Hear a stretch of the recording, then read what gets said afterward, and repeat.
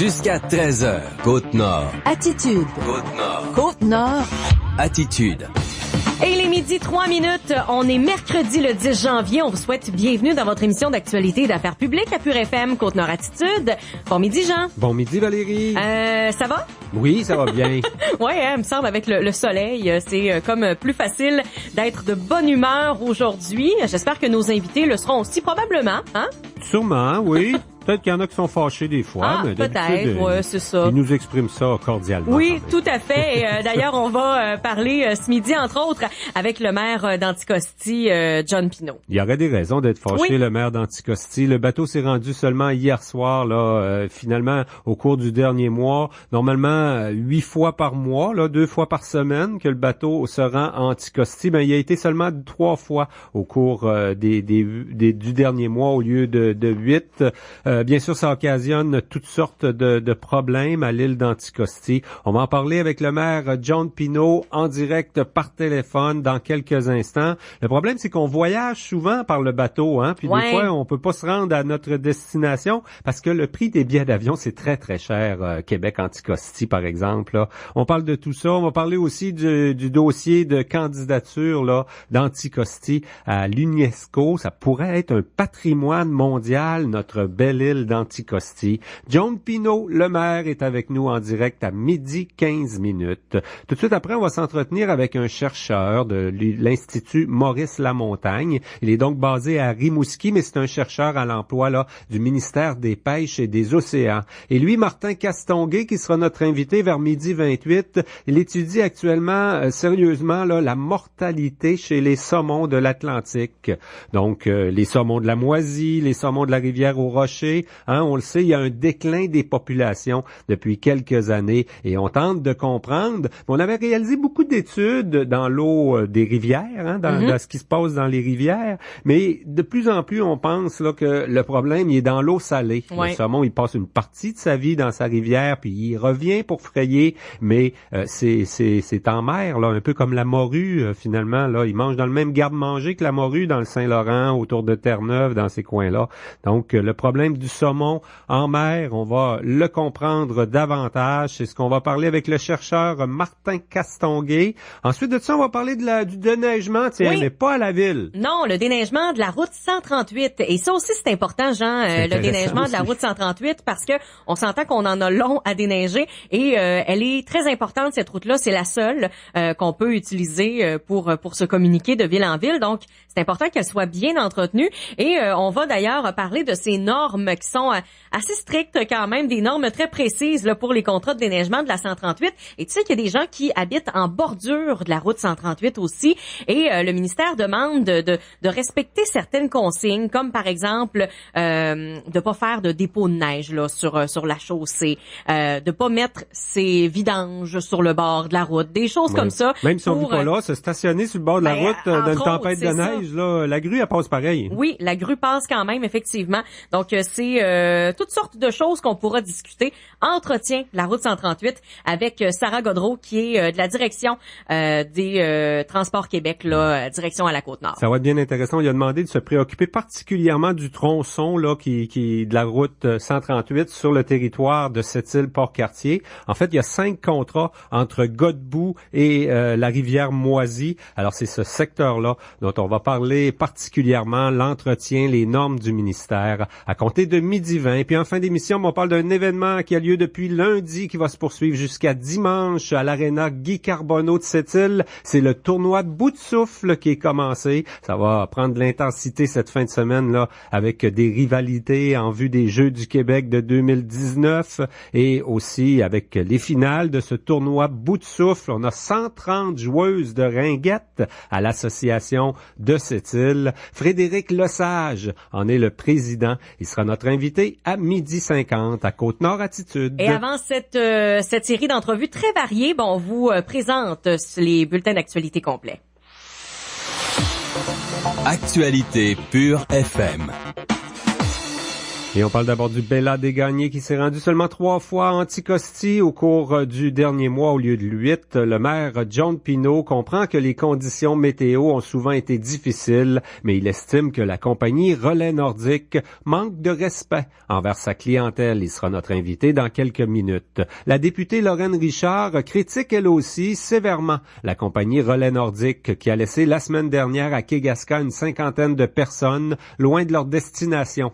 La députée de Duplessis demande au ministre des Transports, André Fortin, d'intervenir. Les passagers ont attendu 4 jours à Kegaska avant que la compagnie ne fournisse un transport pour rentrer à bon port. Lorraine Richard croit que Relais Nordique doit prendre ses responsabilités en vertu de son contrat subventionné par Québec pour la desserte maritime des villages non reliés par route. La députée comprend bien que le transporteur propriétaire du Bella Desgagnés n'est pas responsable des conditions météorologiques. Elle remarque qu'à chaque fois qu'une situation semblable survient, les élus doivent intervenir pour que Relais Nordique prenne ses responsabilités. Elle veut que le ministre et la Société des traversiers du Québec, qui est responsable du contrat, imposent des balises aux transporteurs maritimes. D'ailleurs, le navire Bella Desgagnés a complété hier soir un voyage spécial à Anticosti et la Romaine pour approvisionner les deux communautés. Les glaces et les conditions météo n'ont pas permis aux navires de desserte maritime d'accoster dans certains ports depuis plusieurs jours. Certaines épiceries en Basse-Côte-Nord commençaient à manquer de plusieurs produits. Le Bella Desgagnés a effectué le trajet de Kegaska à la Romaine dans la nuit de lundi à mardi. Il a réussi à accoster, permettant à des voyageurs d'arriver à destination et aux débardeurs de décharger la marchandise. Le bateau de la compagnie Relais Nordique s'est rendu hier soir à Anticosti et mouille maintenant au port de Sept-Îles. Puis Valérie, il n'y a pas que le Bella qui a des problèmes avec les glaces dans le Saint-Laurent. Il y a la barge Alouette Spirit qui pourrait bien rester prisonnière des glaces jusqu'au printemps. On rappelle qu'elle s'est échouée dans le lac Saint-Pierre, c'est un élargissement du Saint-Laurent, le 25 décembre, le jour de Noël, après avoir quitté le port de Sept-Îles quelques heures plus tôt, chargé d'aluminium de Pointe-Noire. Le remorqueur Welf Seymour abandonnera probablement sa cargaison pour aller s'ancrer au port de Trois-Rivières. On a fait vraiment toutes sortes de tentatives là, du côté de la compagnie responsable, le transporteur McNeil Marine. On a évalué plusieurs solutions pour déprendre la barge qui naviguait en direction de l'État de New York. Donc, actuellement, on n'est pas capable de l'approcher. Il y a trop de glace autour. On aurait voulu aller l'alléger de quelques lingots d'aluminium, peut-être pour lui permettre de flotter, mais ça semble solidement pris. On n'est pas capable d'approcher une autre barge non plus pour transférer des matériaux. Donc, pour l'instant, la cargaison d'aluminium, mentionnons-le, ne cause aucun tort à l'environnement et ne dérange pas non plus la navigation dans la voie maritime du Saint-Laurent. La ville de Sept-Îles répond à plusieurs citoyens riverains vivant dans des zones à risque d'érosion. Des conseillers, dont Gervais Gagné, qui représente les gens de Clark-Cité et Galix, sont saisis de situations alarmantes. La gestion de l'aide pour déménager une maison relève du gouvernement du Québec. La ville de Sept-Îles entend amplifier la pression sur le ministre de la Sécurité civile, Martin Coiteux. Le maire et Jean Porlier réclament une planification à long terme et un programme d'aide sécurisant pour les citoyens et jugent que le gouvernement n'est pas proactif dans le dossier de l'érosion des berges. Il n'y a aucune raison là de dire on va attendre pour agir. On devrait être proactif pour essayer d'enlever un peu d'inquiétude parce que c'est certain que ça dort mal. Là. Moi, je peux comprendre les gens qui dorment mal quand ils annoncent une onde de tempête. Ils te restent un petit peu plus que 10 mètres en avant de... T'es au-dessus, c'est près de la falaise. Il n'y a aucune raison là, qu'on soit pas proactif dans ça.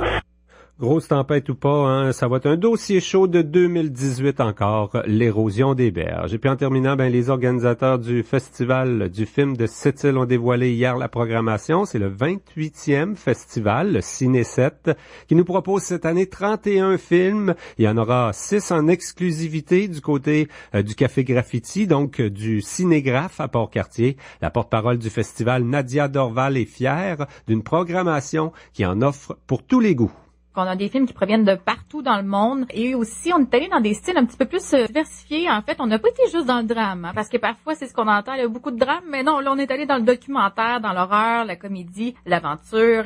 On a aussi des films d'animation. Il y en a vraiment pour tous les goûts. Parmi les invités, le réalisateur québécois Philippe Falardeau présentera lui-même à Sept-Îles son film américain Chuck en ouverture du festival le 18 janvier. Martin Larocque, réalisateur du film Tadoussac, et Kevin Bacon-Hervieux qui a réalisé Inunikamu chanter la résistance figurent aussi parmi les invités du Ciné 7. La programmation est publiée, disponible, on peut la voir, on peut se préparer sur le site web du festival. Voilà qui complète les actualités locales et régionales. On fait une petite pause. Ensuite, on parle avec le maire de l'île d'Anticosti, John Pinault. Attitude. Ah, t'as un côté du visage affaissé. Non? Je suis sûr que c'est rien. T'articules mal, pourquoi donc? Chérie, lève tes bras en l'air pour moi. Papa, est-ce que ça va? Valérie, appelle le 911. Ah, je parle du sommeil. Raymond! Pour reconnaître un AVC, pensez vite. V pour visage. Est-il affaissé? I pour incapacité de lever les bras normalement. T pour trouble de la parole, de prononciation. E pour extrême urgence. Composez le 911. Pour en connaître plus sur l'AVC, visitez fmcœur.ca. Vous êtes à la recherche de personnel? Saviez-vous que vous pouviez annoncer vos offres d'emploi ici, sur les ondes de votre station Attraction Radio? Une façon efficace et ultra rapide de rejoindre les gens directement dans leur quotidien. En plus, nous offrons un tarif spécial aux entreprises de la région pour les aider dans leur démarche de recherche de personnel. Pour information, contactez l'un de nos représentants au 94.1 Pure FM au 88 962 3838. Votre mère aussi pourrait faire partie des 72%. Saviez-vous que 72% des personnes atteintes de l'Alzheimer sont des femmes? Informez-vous sur les 10 signes précurseurs. Contactez la Société Alzheimer pour obtenir de l'aide. Visitez alzheimer.ca pour faire un don. Le 94.1 Pure FM vous présente le marché aux puces 2 fois par jour, du lundi au vendredi. Vous voulez vous départir d'un objet qui pourrait faire le bonheur de quelqu'un d'autre? Ou rechercher quelque chose que vous ne trouvez nulle part? Passez nous voir au 365 Boulevard Nord. Jusqu'à 13h. Côte-Nord. Côte-Nord. Attitude. Eh bien, on va s'entretenir avec le maire d'Anticosti. Il est au bout du fil. J'ai hâte de parler avec le maire d'Anticosti du dossier du patrimoine mondial de l'UNESCO. Juste avant les fêtes, il y a eu une annonce par la ministre fédérale dans ce dossier. Je pense que les chances sont bonnes. Ça serait quelque chose de bien pour l'île, bien sûr, mais pour toute la Côte-Nord. Mais là, on va peut-être parler de choses moins réjouissantes. La desserte maritime, la desserte aérien. Monsieur le maire John Pinault, bonjour. Bonjour. Fait beau quand même à l'île aujourd'hui? Fait très beau. Un peu froid, mais très beau. On était content de recevoir le bateau, là. Je sais pas, il est arrivé assez tard hier soir. C'était son dernier séjour. On le voit pas souvent ces jours-ci, le Bella des Gagnés. Non, on le voit surtout passer. Ça n'a aucun sens, là. Je veux dire, sur le dernier mois, sur 8 voyages, il a sauté le port ici 5 fois.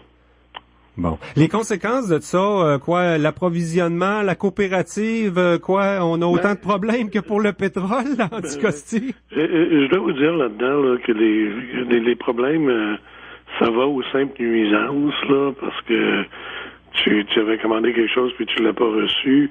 Au fait, des gens qui ont planifié des vacances ici, des gens qui ont pris le bateau et ils se voient, tu sais, leur véhicule prisonnier à bord.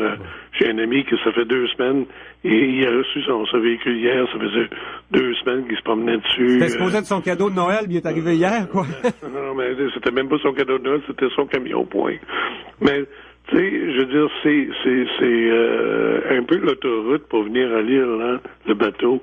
Je veux dire, c'est absolument tout qui arrive, que ce soit l'épicerie, que ce soit les matériaux de construction, que ce soit le linge, que ce soit n'importe quoi. Fait que quand on arrive, tu rencontres les gens puis tu les parles de dessert, mais ils te disent carrément quel dessert. Ouais. Mais vous vivez sur une île Anticosti, Monsieur Pinault, là. Il faut pas s'attendre non plus que quand il fait pas beau, le bateau peut pas rentrer, mais il y a peut-être une question. On questionne un peu l'effort de la compagnie, quoi. C'est ça. Nous autres, dans le fin fond, tu sais, Dieu sait s'il y a des gens qui connaissent la météo, c'est nous. On vit sur une île, on vit constamment avec la météo. Puis je pense que les gens de l'île sont déjà assez pragmatiques, là, dans le sens que quand ils ventent très fort et le bateau peut pas rentrer, on le comprend. Cependant, on se pose plusieurs questions. Entre autres, on a vraiment l'impression que le Bella de Gagné, c'est un bateau beaucoup trop gros pour le dessert de la Basse-Côte-Nord, là. je veux dire, sa fréquence ou ce qui peut pas rentrer à cause du vent est plus grande que le vieux relais nordique. Et pourtant, tu sais, quand on bâtissait ce bateau-là, moi, personnellement, je travaillais chez Desgagnés, puis je te dis, on allait en réunion à chaque année, puis on avait des maquettes de ce bateau-là, puis... On était contents. On a fait des choix pour le tourisme aussi. Ben, ils ont fait des choix pour les touristes, puis regarde, c'était supposé être la meilleure chose depuis le pain tranché, là. Cependant, je veux dire, je pense que, en tout cas, ça présente réellement des problèmes. Cependant, je pense qu'il y a des solutions aussi, tu sais.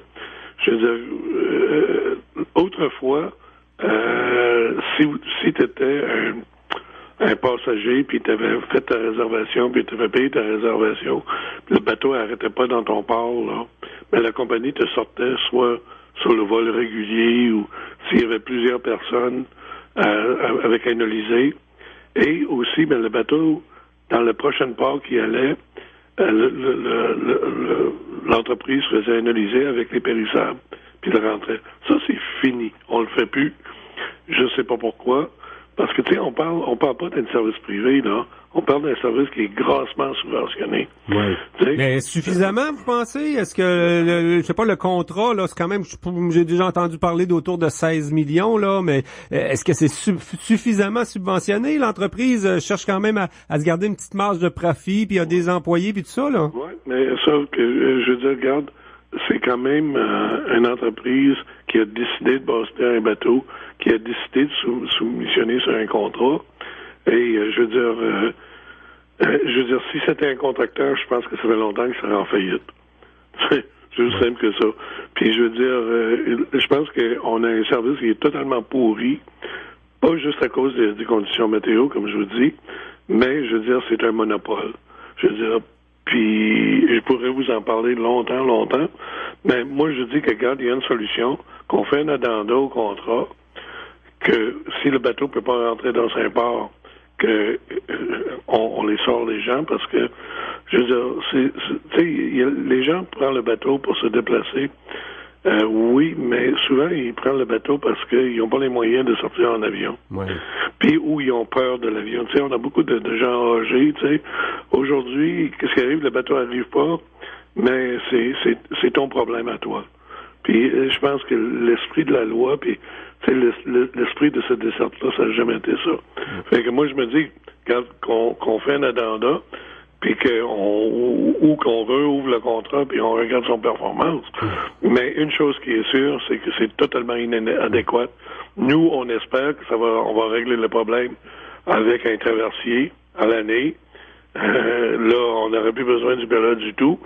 Et on espère pour nos amis de la Basse-Côte-Nord que le bateau pourrait être mieux positionné pour mieux les servir. Ouais, en même temps, même si on prolonge la route 138, qui est la priorité numéro 1 là, de tous les élus de la Côte-Nord, prolonger la 138 jusqu'à Blanc-Sablon, il va rester à desservir l'île d'Anticosti, vous en sortirez pas. Finalement, faut peut-être regarder le problème dans son ensemble. Là, vous avez parlé des tarifs aériens, que la marchandise rentre pas en Anticosti parfois, entre autres parce qu'il fait pas beau, c'est une chose, mais que les gens puissent pas voyager, c'est une autre affaire. Là, dans le temps des fêtes, c'est ça qui était troublant, dérangeant pour vos gens. Tout à fait. Puis tu sais, que nous autres, ce qu'on déplore là-dedans, c'est que, je veux dire, il semble avoir une règle pour chacun chez Desgagnés. Tu sais, les Inuits ont un meilleur service que les gens d'Anticosti, quoi? Je dis pas que les Inuits ont un meilleur service, mais je dis, l'autre journée, le bateau allait, à pas arrêter ici, ils sont allés à Sept-Îles. Mais les gens qui étaient à bord du bateau, qui venaient à Port-Meunier, on les a payé des hôtels, on les a payé des taxis le lendemain matin, on les a payé le déjeuner, et on a fait un charter pour les rentrer ici en avion. Mais par contre, d'autres passagers qui étaient pris à Havre-Saint-Pierre, mais on les dit, garde, pendant 2 jours, on les dit, garde, si vous débarquez du bateau, nous, on s'en va à Blanc-Sablon, vous pouvez rester à bord, si vous débarquez, c'est à vos frais. Tu sais, c'est vraiment 2 poids, 2 mesures, là, qui sont difficiles à comprendre. Puis bon, mais j'en ai parlé au directeur, puis il m'a dit, oui, mais les conditions étaient difficiles. Il y avait peut-être pas de charter qui pouvait rentrer cette journée-là.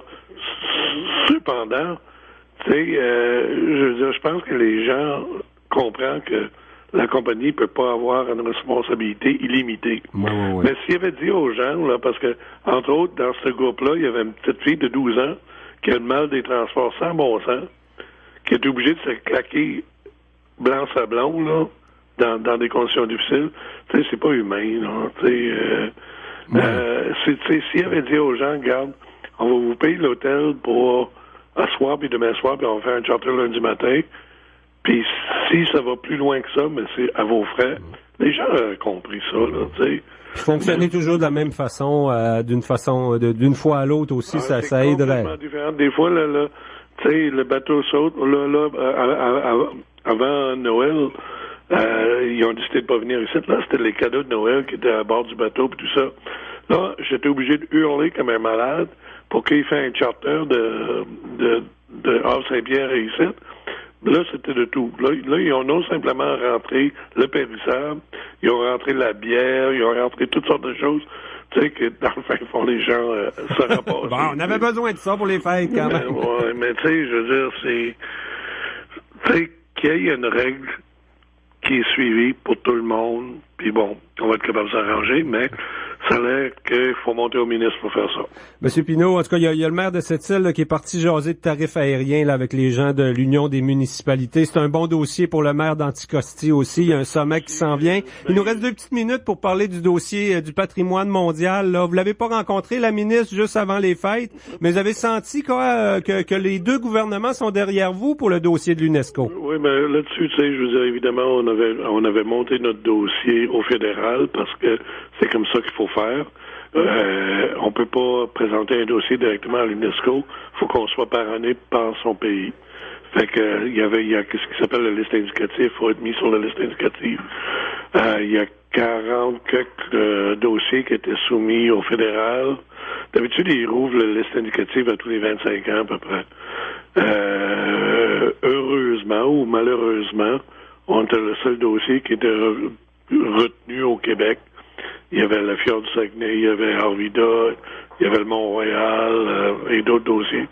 Mais on est très fiers, on est très contents parce que d'être mis sur la liste indicative, c'est déjà la plus haute distinction que ton pays peut te donner. Oui. Tu sais?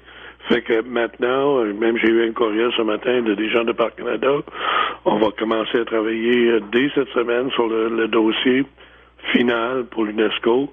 On espère être capable de le monter et qu'on devienne réellement patrimoine mondial dans 2 ans. Oui, mais c'est un bel aboutissement, je trouve, pour 2017 Anticosti, parce qu'on a rayé de la carte là le projet de Pétrolia, l'idée d'explorer et d'exploiter le pétrole de schiste d'Anticosti. C'est derrière vous, là. Ça va passer à l'histoire 2017 pour l'île, non? Ben, je pense que oui. Moi, ce que je pense que je veux dire, on change l'histoire. Moi, je dis que, tu sais, il y a eu ici à l'île l'époque Meunier, il y a eu l'époque de la console, mais aujourd'hui, peut-être c'est l'époque des Anticostiens, s'ils veulent le prendre. Oui. Êtes-vous confiant dans le dossier de l'UNESCO? Là, c'est quand même très, très compliqué actuellement. Oui. Dans la prochaine année, vous allez être obligé là, de vous confronter à une montagne de paperasse, quoi. Oui.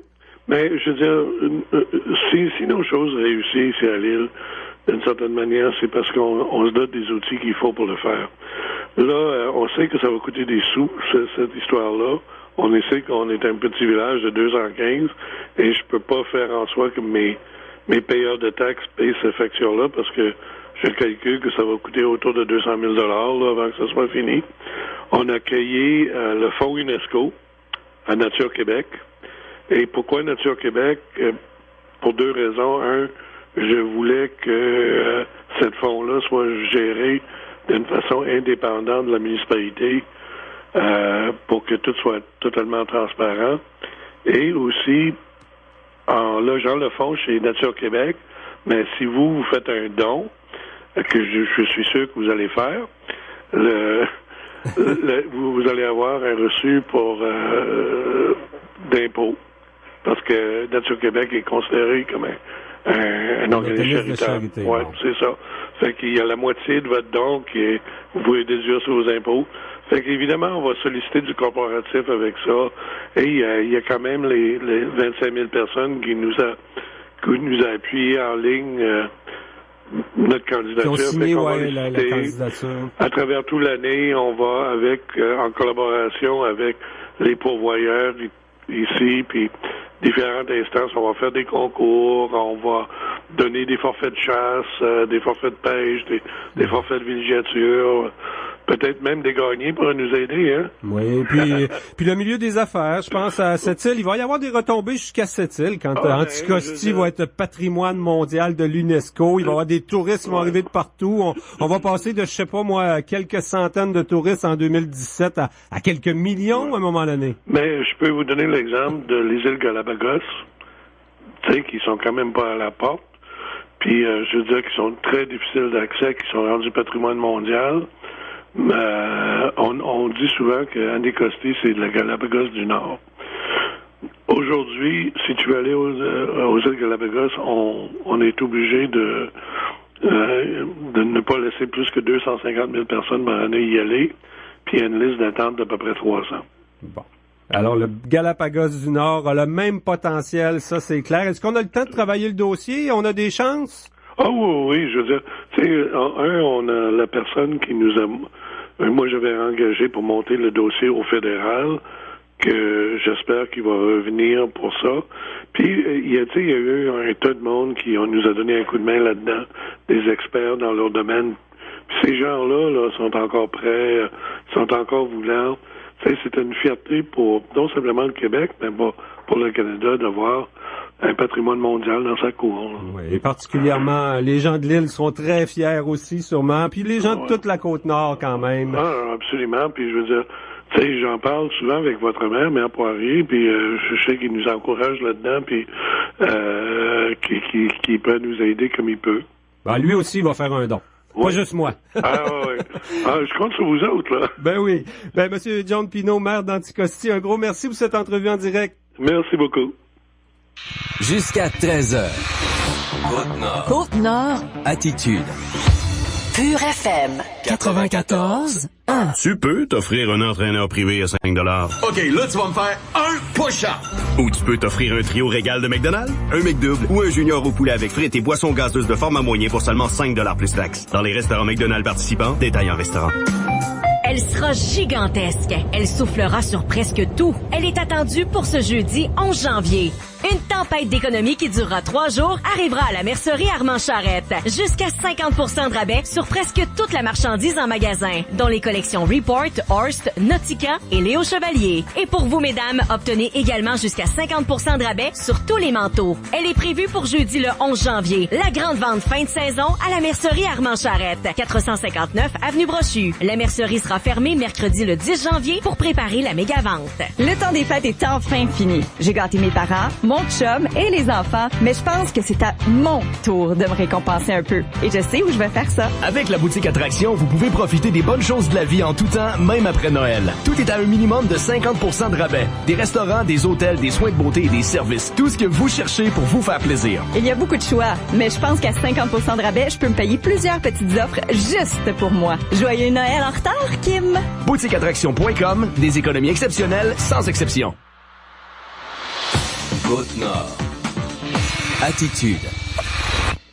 Valérie, il y a une équipe de chercheurs de l'Institut Maurice-Lamontagne, donc des gens basés juste de l'autre bord du fleuve, là, à Rimouski, qui est en fait comme un bras, si on veut, du ministère des Pêches et des Océans du gouvernement canadien. Ben, ces gens-là, ces chercheurs réalisent une étude sur la survie des saumons de l'Atlantique. L'espèce fréquente nos rivières de la Côte-Nord, ben, d'autres rivières aussi, mais il y en a beaucoup dans nos rivières de la Côte-Nord, mais passe aussi beaucoup de temps en mer, hein, dans le Saint-Laurent, autour dans l'Atlantique Nord, autour de Terre-Neuve et dans le Saint-Laurent. On va en parler avec le chercheur de l'Institut Maurice-Lamontagne, Martin Castonguay. Bonjour, Monsieur Castonguay. Oui, bonjour. Le saumon, il a cette particularité, hein, il vit parfois en eau douce, parfois en eau salée. Dans le fond, d'ailleurs, c'est pas les mêmes responsables. Le gouvernement du Québec, son ministère de la Faune, s'occupe du saumon quand il est dans l'eau douce, puis au fédéral, vous en occupez quand il est au large.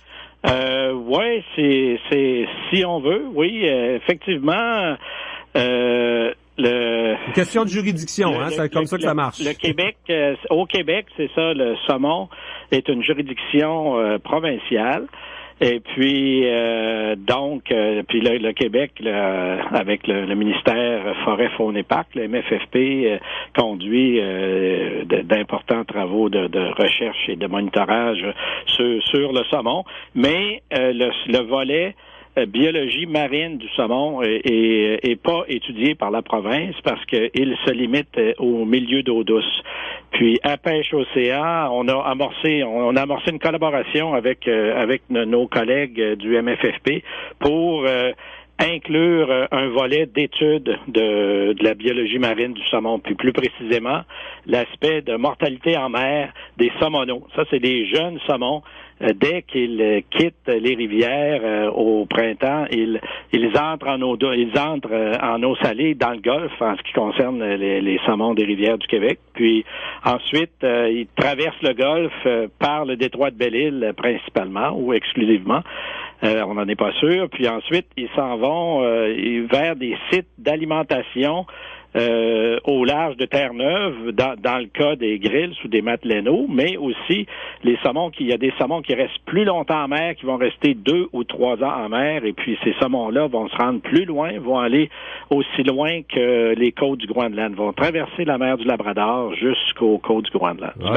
Nous, on étudie la première partie de la migration du saumon, c'est-à-dire la partie dans le Golfe. Lorsqu'ils quittent les rivières, les petits saumonaux, ils sont pas gros, là.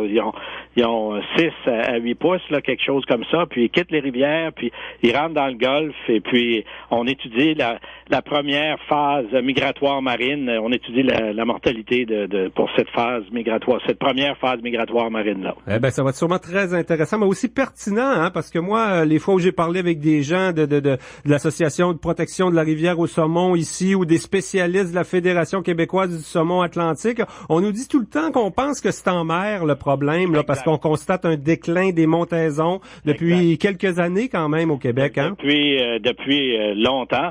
Ben, c'est pas seulement qu'au Québec. En fait, c'est généralisé. Puis, je dirais même que le Québec s'en tire en général mieux que beaucoup de juridictions parce que plus on va au nord de l'aire de distribution du saumon, mieux les stocks s'en tirent. Ça fait qu'on pense vraiment qu'il y a un aspect relié au changement climatique, au réchauffement global, là, c'est-à-dire que les rivières au sud de l'aire de distribution, comme dans le sud de la Nouvelle-Écosse, et puis dans le Maine, en Nouvelle-Angleterre, ces populations de saumon-là vraiment vont de pis en pis, vont vraiment pas très bien, alors que nos populations vous avez raison de dire qu'ils ont décliné, mais pas autant. Mais disons que... C'est vrai qu'on a encore des très bonnes rivières à saumon, comme la Natashquan. On a encore assez de saumon sur l'Armoisie pour pouvoir se chicaner sur la gestion entre les Blancs et les Inuits. C'est un gros enjeu politique, le saumon, effectivement.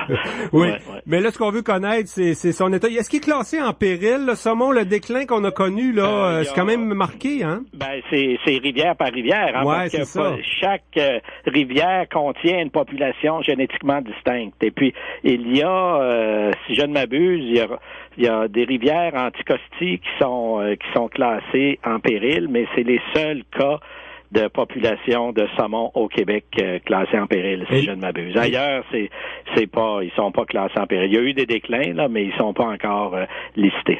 Ouais. Et là, M. Castonguay, on va étudier particulièrement 2 rivières, dont une en Basse-Côte-Nord. Les 2 rivières sont un peu à l'extrémité du territoire, là. Mais ça va nous informer pour l'ensemble des saumons, finalement. Oui, ça va. C'est ça. On a une première rivière, justement, à l'extrémité est de l'aire de distribution au Québec. La rivière Old Fort, la rivière Vieux-Fort, en Basse-Côte-Nord, pas très loin de Blanc-Sablon, qui est une première rivière où on a posé des étiquettes électroniques à l'été 2017. Puis on a une deuxième rivière aussi qui est la rivière Jacques-Cartier, qui est comme à 50 km à l'ouest de Québec, là, entre Québec et Trois-Rivières, mais pas très loin de Québec, où on a aussi posé des étiquettes électroniques sur les saumonaux. Puis ensuite, on monitore le passage des saumonaux. Il y a des barrières de comptage électroniques qui sont installées dans le détroit de Belle-Île et puis par une autre organisation, la Fédération du saumon atlantique, pour être plus précis. Et puis on mesure les mouvements des poissons lorsqu'ils franchissent, on peut reconnaître les individus lorsqu'ils franchissent ces barrières de comptage électronique-là dans le détroit de Belle-Île. Donc, on a mis des petits émetteurs, quoi, sur des Madelinos ou des petits sur des Somonos. Sur des Somonos. Okay. Exact. C'est des petits émetteurs sur des petits poissons, là. C'est du travail. Vive la technologie quand même, hein? Oui, ça prend de la technologie, mais c'est une technologie qui fonctionne bien, mais il en reste pas moins que c'est un défi parce que les poissons sont petits. OK. Mais ça donne surtout les déplacements. On ne saura pas ce qu'ils mangent nécessairement, là. Ça peut donner aussi des estimations de taux on peut obtenir des estimations de taux de survie avec ça parce que on a une double ligne de comptage au détroit de Belle-Île. Fait que comme ça, on peut estimer la qualité de la détection de la ligne, là. Ça fait qu'avec ça, en théorie, on peut obtenir des estimations de taux de survie pour la première partie de la migration, c'est-à-dire la traversée du Golfe. Oui. Il doit déjà y avoir des hypothèses qu'on veut valider avec ces études-là, M. Castonguay, là. Le déclin du saumon, qu'est-ce qu'on en sait, là? Moi, on m'a toujours dit, il mange dans le même garde-manger que la morue qui en a connu un déclin, là, à un moment donné. Ouais, mais oui, c'est vrai que le saumon est pas la seule ressource qui a décliné. La morue, je suis pas sûr que je veux m'embarquer dans non, on comparerait pas, non. Cette discussion-là, parce que ça, c'est. Mais est-ce qu'on a une idée des hypothèses? C'est un autre sujet litigieux. On pense que on pense que la prédation pourrait être un phénomène important. La prédation en mer, puis le fait que les saumons soient moins nombreux, que les groupes qui migrent ensemble, les bancs soient plus petits qu'avant, ça peut résulter en une augmentation des taux de mortalité aussi. Mais la prédation, c'est le phoque, hein? Beaucoup. C'est beaucoup le phoque, mais pas seulement que le phoque. Mais le phoque, d'ailleurs, c'est un volet qu'on pense commencer à étudier aussi là dans le cadre de notre collaboration avec le MFFP là. OK, au niveau de la prédation par le phoque. Par le phoque. Okay. Ouais. Et on travaille avec quel échéancier, M. Castonguay, en terminale? On devrait avoir des résultats en 2018, quoi?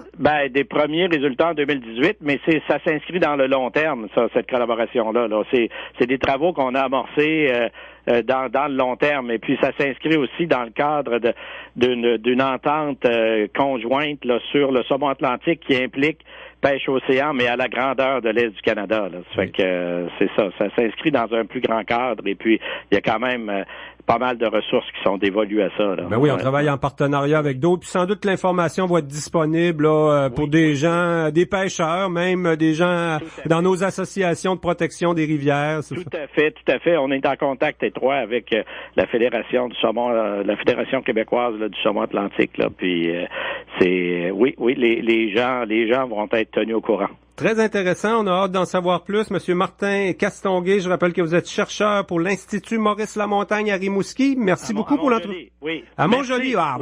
C'est tout proche de Rimouski. Tout près. Merci. Vous écoutez Côte-Nord Attitude, en direct du studio Centre Hi-Fi Groupe Select, Sept-Îles. Top 10 anglo, top 10 franco.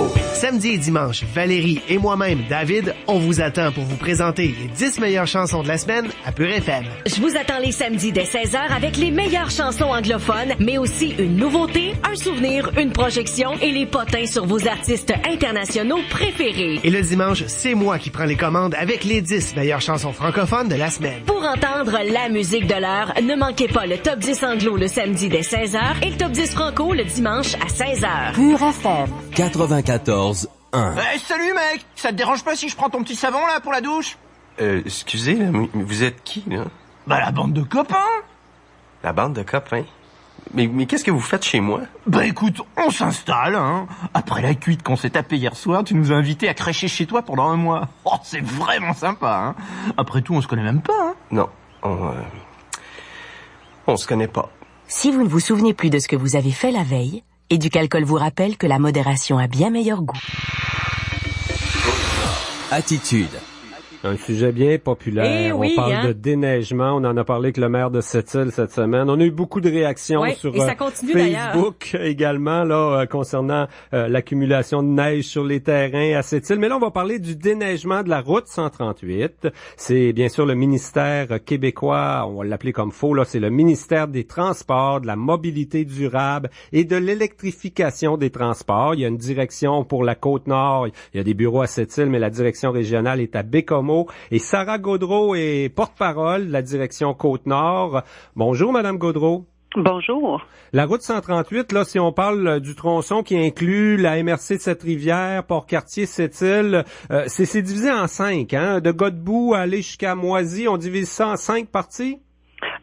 Pas en 5 parties, mais en fait, c'est 5 entrepreneurs différents, 5 contrats différents dans ces parties-là. Puis parfois, c'est la ville, comme Port-Cartier, Sept-Îles, ça peut être la ville pour une partie de la route 138.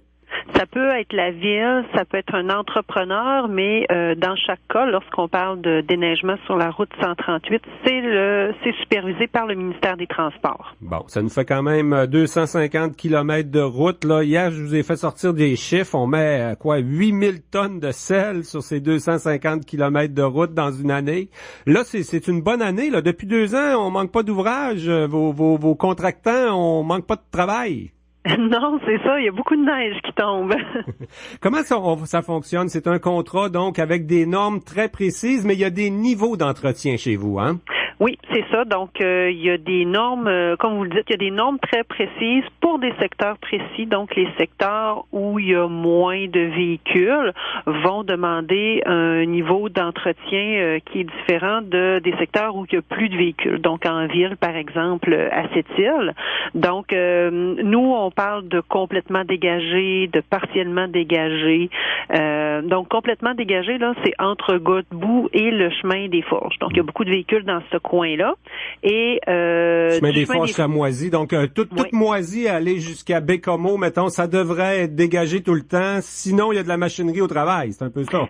C'est ça. Donc, puis quand on parle de complètement dégagé, c'est qu'on voit la chaussée et les accotements sont un peu plus larges. Lorsqu'on parle de partiellement dégagé, il peut y avoir encore un petit peu de neige sur la chaussée et les accotements sont un petit peu moins larges. Mais dans tous les cas, c'est important de préciser que nous, on peut s'adapter aussi là selon selon les demandes aussi, mais aussi le fait qu'il y ait plusieurs véhicules qui passent sur la chaussée à un endroit donné. C'est ce qui nous fait dire, cette façon de déneiger-là, ça serait plus approprié comme ça. Bon, et le contrat, il précise le type de machinerie qu'ils doivent utiliser, la fréquence qu'un camion passe quand il y a de la neige, la quantité de neige au sol avant qu'on commence. C'est précis comme ça, non? Oui, tout à fait. Oui, les contrats sont très précis. Là, dès qu'il y a des... en fait, là, le ministère fait le ministère et les entrepreneurs, font une vigie. On sait quand il va y avoir des tempêtes, donc on se tient alerte. Et dès que les premiers flocons là, tombent sur la chaussée, mais on sort la machinerie et juste à temps là, qu'on atteigne les objectifs. Là. Ça veut dire quand Sept-Îles Bécomo, ça devrait être le même, c'est le même niveau d'entretien, ça devrait être pareil partout. Là. On ne devrait pas s'apercevoir quand on change de contrat finalement ou de sous-traitant. Là. Normalement, non. Faut comprendre aussi, par contre, que... il neige pas pareil partout en même temps. Il neige pas pareil partout. C'est pas toujours les mêmes vents. Dans certains endroits, les vents sont plus violents. S'il y a pas par exemple, là, si on est plus proche du fleuve, s'il y a pas d'arbres à proximité. Des fois, il y a des petits microclimats aussi, là, dans des, je pense surtout en Haute-Côte-Nord, là, il y a vraiment des microclimats qui fait un peu plus chaud sur quelques kilomètres de distance. Donc ça peut des fois fausser un petit peu la perception des gens, là, à savoir, voyons donc, c'est donc bien mal entretenu, ce coin-là, mais c'est parce peut-être aussi que la charrue est rendue plus loin, qu'elle a effectué son trajet. Là. Oui, puis c'est longtemps, la 138. En principe, si on traverse Bécomo, on continue, c'est le même niveau d'entretien aussi jusqu'à Tadoussac, j'imagine?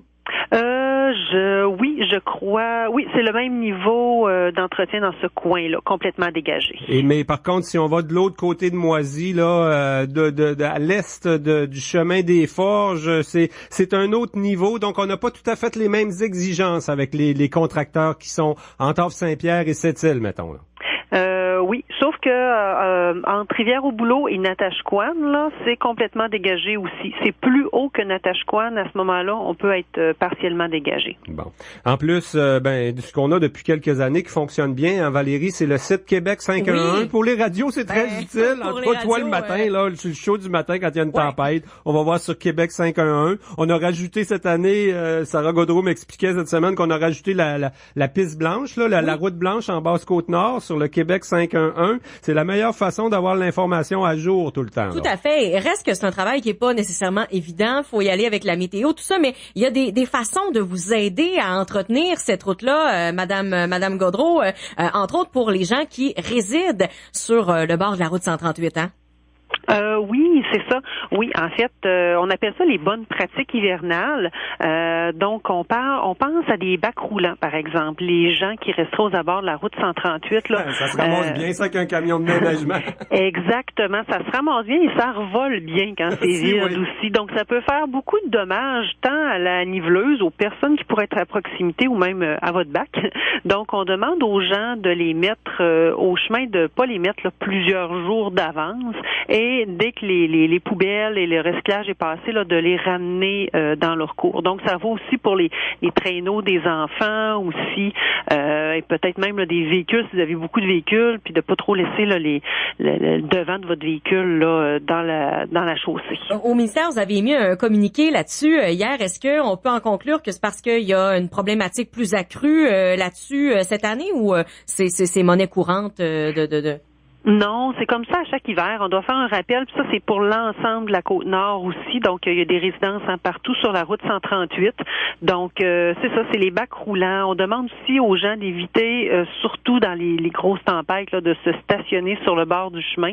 On comprend que les gens doivent déneiger leur entrée avant d'entrer, là, mais de ne pas tarder puis de rentrer rapidement là, leur véhicule pour ne pas nuire là, aux opérations de déneigement. Il y a aussi le fameux dépôt de neige hein, qui peut être tentant des fois d'envoyer la neige dans le chemin ou je voyais aussi là dans des fossés, vous parlez de ça. Ça, faut pas faire ça non plus. Là. Non, si on l'envoie dans les fossés, ce qui arrive, c'est qu'au printemps, il peut y avoir une grosse accumulation, puis là, à ce moment-là, les ponceaux bouchent et ça fait des mini inondations. Et lorsqu'on l'envoie dans le chemin, ben c'est dangereux carrément pour les automobilistes qui passent là rapidement, qui peuvent un peu là, déraper tout d'un coup. Sinon, se stationner sur la route 138 en hiver, c'est pas terrible. Laisser son auto là puis s'en aller avec quelqu'un d'autre, c'est pas une bonne idée nécessairement. Même sur le boulevard L'Or, on voit ça beaucoup. Les gens qui se stationnent sur le bord de la route, c'est pas recommandé en hiver surtout là. C'est pas recommandé en hiver, puis en été non plus. C'est quand même assez dangereux. Si l'accotement est assez large, il y a moins de problèmes, mais même en été là, c'est un comportement qui est assez dangereux. Mieux vaut rentrer là dans un chemin ou dans un petit stationnement là pour laisser son véhicule ou même là si on veut s'arrêter là quelques minutes là, mieux vaut aller dans ces endroits-là que rester sur le bord de la route. Qu'est-ce qu'on fait quand on arrive derrière là vos 13 camions de déneigement qui opèrent entre Rivière-Boulot puis Godbout puis la niveleuse là, ça avance pas vite ces affaires-là. On vient tanner de rester en arrière, on a le droit de dépasser, mais il faut quand même faire ça comme faut. Oui, on reste derrière surtout. Je comprends. On dépasse pas. Ça va pas vite. Ça va à 30 km/h. Pourquoi à 30 km/h? C'est que plus haut, les niveleuses peuvent projeter des débris sur les véhicules là, à proximité. Donc, faut pas trop coller ça non plus. Hein? Non, on reste derrière. On n'essaie pas de passer entre les deux. On attend. Ils resteront pas. Faut se dire qu'elle n'est pas sur la route pour 60 km, elle là. Exactement. Ils resteront pas en avant de vous autres pendant 50 km de temps. Prenez votre mal en patience. S'ils sont là en avant, c'est qu'il y a de la neige sur la chaussée puis ça va vous aider à rouler par la suite. Ben, c'est des bons conseils. Ça. On va souhaiter un bon hiver sur nos routes. Voilà, avec un bon comportement. Parfait. Sarah Gaudreau, qui est responsable des communications du côté du ministère des Transports sur la Côte-Nord. Merci beaucoup d'avoir été avec nous ce midi. Ben, bonne journée et bon hiver. Côte-Nord. Attitude. Pure FM 94.1. Saviez-vous que la majorité des incendies mortels surviennent dans les résidences? Dans la plupart des cas, les pompiers ont constaté qu'il n'y avait pas d'avertisseur de fumée ou encore que celui-ci n'a pas fonctionné, souvent en raison d'une pile absente ou épuisée. Rappelez-vous qu'un avertisseur de fumée et une pile en bon état, c'est comme avoir chez soi un pompier qui surveille 24 heures sur 24. Aujourd'hui, pensez à changer la pile de votre avertisseur de fumée. Une invitation de votre service municipal de sécurité incendie et de votre station de radio locale. Côte-Nord. Attitude.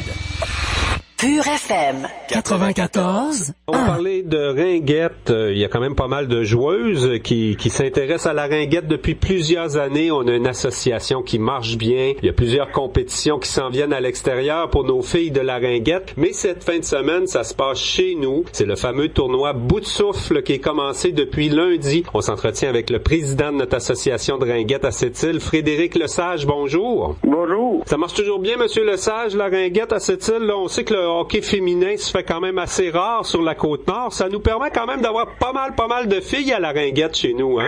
Oui, on en a beaucoup. On a environ 130 filles cette année encore qui jouent à la ringuette. C'est donc une bonne association. Je pense que depuis quelques années aussi, là, on a quand même su garder la clientèle, peut-être même parfois justement parce que les gens du hockey tentent un petit peu de la solliciter, hein? Oui, dans le fond, c'est complémentaire aussi. Là. Il y en a qui font les deux beaucoup, c'est ça? C'est ça, il y en a qui font les deux. C'est du temps de glace de plus pour les filles. C'est mieux, c'est encore bien pour les deux associations, dans le fond, là, autant pour le hockey que pour la ringuette. Là. C'est des filles qui vont performer plus dans les deux sports. Et là, avec 130 filles, ça nous permet quand même d'avoir des équipes dans diverses catégories, d'avoir du fun à l'année. Mais le gros fun, c'est en fin de semaine avec le tournoi Bout de souffle. Je crée bien pour vos filles. Oui, c'est ça.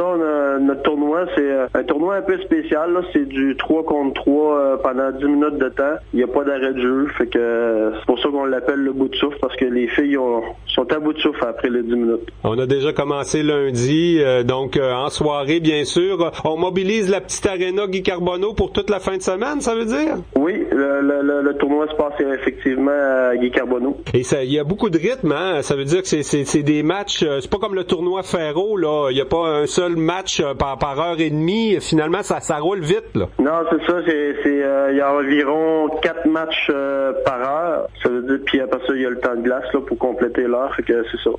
Ça roule assez vite. Je voyais, M. Lesage, là, que le premier tournoi à l'extérieur, je pense que ça s'en vient, là. Dès la fin de semaine prochaine, on a des filles qui s'en vont en tournoi à l'extérieur. Le bout de souffle, il est donc bien placé, là. Pour les entraîneurs, c'est une belle occasion de faire monter les filles d'une coche. Oui, c'est ça. Le bout de souffle, en fait, d'être 3 contre 3, ça pratique beaucoup le marquage des joueuses. Puis c'est une bonne préparation pour les tournois, effectivement. Oui, on a toujours du succès quand même d'année en année dans les tournois à l'extérieur. Ça doit être parce qu'on a des bons coachs, on a du monde d'expérience qui connaissent bien la ringuette, là. Vous avez perdu votre ancien président, Alain Cajolet, qui s'est dévoué pendant des années, mais il y a encore des gars comme Claude Deveau, j'imagine, puis des anciens aussi, là, des anciennes joueuses qui guident vos filles, hein, vos plus jeunes. Oui, c'est ça. On a, depuis quelques années, on a des anciennes joueuses qui viennent coacher avec nous autres. Puis effectivement, on prend de l'expérience. Non, on a une bonne association, puis on a des bons coachs, effectivement. Oui, un des problèmes, c'est peut-être les réseaux de compétition. On est à peu près tout seul sur la Côte-Nord. Je pense qu'il y a encore de la ringuette à Havre-Saint-Pierre. Les filles du Havre viennent jouer à Sept-Îles en fin de semaine? Il y a quelques filles qui viennent participer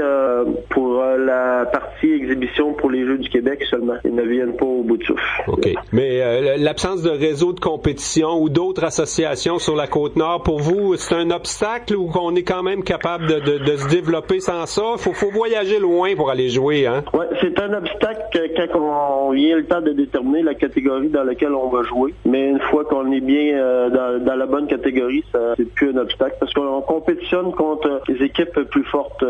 Donc, je vous donne l'exemple, le Junior A va compétitionner, va jouer avec le Cadet A puis l'Inter ici à Sept-Îles. Ouais. Quand on arrive à l'extérieur, ces filles-là sont préparées là avec des catégories plus fortes. Et comment est-ce qu'on s'organise pour les tournois là? C'est bien sûr des coûts, hein, pour une organisation comme la vôtre. Là, je voyais sur votre site internet tantôt, on vient de compléter une campagne de financement. Je pense que c'est important là. Les filles, on essaye de leur offrir, en tout cas celles qui sont bonnes là, qui font partie d'un groupe élite, au moins 2 sorties dans l'année? Oui et non. non, dans le fond, on offre 2 sorties à toutes nos catégories, sauf moustique, évidemment. Là, moustique, c'est plus à cette île que ça joue. Mais toutes les catégories ont au moins 2 sorties à l'extérieur. C'est ça notre grosse dépense, là, c'est les frais d'autobus, parce que, étant donné qu'il faut se rendre à Montréal la plupart du temps pour nos tournois, ben on essaie d'offrir le service d'autobus aux filles pour qu'il manque le moins d'écoles possible, puis que ça se fasse dans un temps raisonnable. Ouais. Parce que normalement, on part le jeudi soir, puis on revient, on voyage de nuit, puis on repart le dimanche soir lorsque le tournoi est terminé, et on revient dans la nuit du lundi. Et ça s'en vient assez vite, la saison des tournois. On connaît bien nos filles de Ringuette parce qu'elles ont eu beaucoup de succès dans le passé, ramener des bannières, des championnats provinciaux. On a espoir d'en rapporter encore des bannières là pour le printemps ou la fin de l'hiver qui s'en vient? Oui. On a déjà notre équipe d'Atome B qui est allée faire un tournoi cet automne. Ils sont revenus déjà avec une bannière. Fait que c'est encore prometteur pour eux autres cette année. Je vous dirais qu'on a des belles équipes, là, Benjamin C, Benjamin B, ça promet aussi. Junior, cadette, inter, c'est toutes des bonnes équipes là. On s'attend à une belle année. Moi, je le sais pour avoir été impliqué au club de soccer à cette île pendant plusieurs années. Pour les parents, ça prend des bénévoles là, mais on a quand même pas mal de parents qui s'impliquent au niveau de la Ringuette. On a une organisation solide, je pense, hein? Oui, on a un CA de 13 parents. Puis on a beaucoup de monde qui s'implique aussi au niveau des entraîneurs et de la gérance des équipes. Et en fin de semaine, en terminant, Frédéric Lesage, est-ce qu'il y a des moments forts, là, le tournoi bout de souffle? On peut aller vous encourager en tout temps? Il y a tout le temps des matchs à l'Arena ou s'il y a vraiment